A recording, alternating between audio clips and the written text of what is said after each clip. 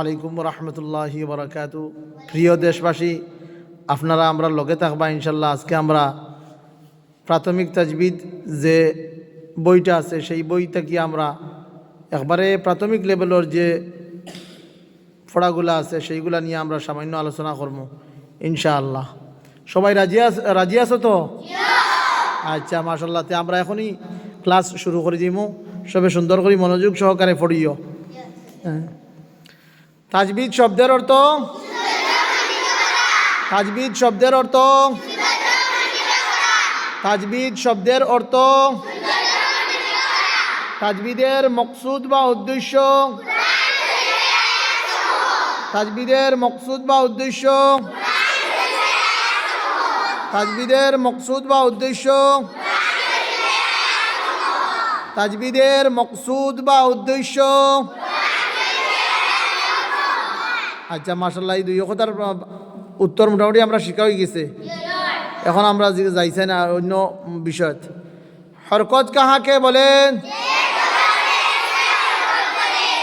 হরকত কাহাকে বলেন? হরকত কাহাকে বলেন? হরকত কাহাকে বলেন? তানবিন কাহাকে বলেন? দুই জবর দুই জের দুই পেশকে, দুই জবর দুই জের দুই পেশকে, দুই জবর দুই জের দুই পেশকে তানবিন কাহাকে বলেন? তানবিন কাহাকে বলেন? তানবিন কাহাকে বলেন? নুন সাকিন কাহাকে বলেন? নুন সাকিন কাহাকে বলেন? নুন সাকিন কাহাকে বলেন? ইজহার শব্দের অর্থ স্পষ্ট করা। ইজহার শব্দের অর্থ জাহির করা, কুলাকুলি বর্ণনা করা। ইজহার শব্দের অর্থ, ইজহার শব্দের অর্থ,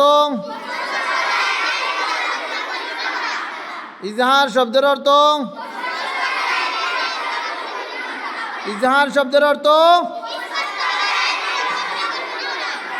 ইজহার শব্দের অর্থ। ইজহারের হরফ কয়টি? ইজহারের হরফ কয়টি? কি কি? হামজা হা, আইন হা, গাইন খা। হামজা হা, হামজা হা, আইন হা, গাইন খা। হামজা হা, আইন হা, গাইন খা। হামজা হা, আইন হা, গাইন খা। হামজা হা, আইন হা, গাইন খা। ও হামজা হা, আইন হা, গাইন খা। ইজহারের হরফ কয়টি? কি কি?